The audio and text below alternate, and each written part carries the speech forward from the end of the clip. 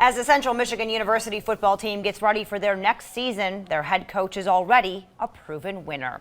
The 2015 season was a successful one overall for the Chips. Head coach John Bonamego had a fight off the field, though. He battled tonsil cancer while balancing his responsibility with the team. 9 and 10's Lindsay McComb talked to Coach about treatment and looking forward to the new season in tonight's special report. As a leader of this team, I have a lot of people that I'm responsible for. Central Michigan Chippewas are working hard to get ready for the 2016 season with head coach John Bonamego leading the way. This is his dream job. He's always talked about it ever since I was little, even in the NFL.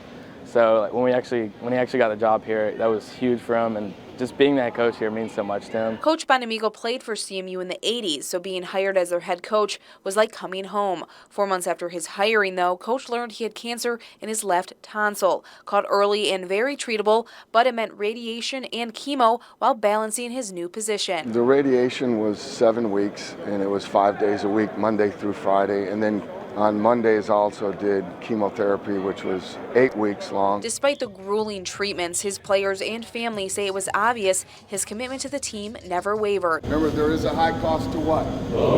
Right, let's make sure we always represent the right way.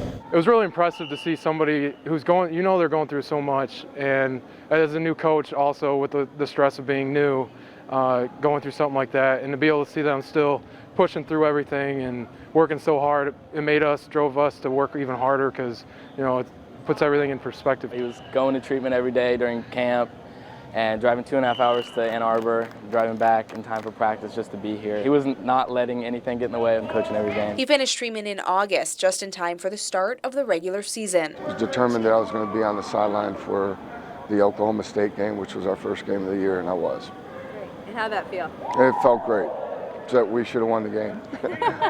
In November, Coach announced he's cancer-free. Bonamego says he's seen an enormous amount of support since his diagnosis, most importantly, from his family. They see somebody that they care about deeply, suffering and going through this, and they're kind of helpless. I would say that if you have a family member or a friend or anybody that's going through anything similar, to just make sure that you spend some time with the family as well. Now that the cancer is behind him, Bonamego is making it clear he expects nothing less than a successful second season with his team.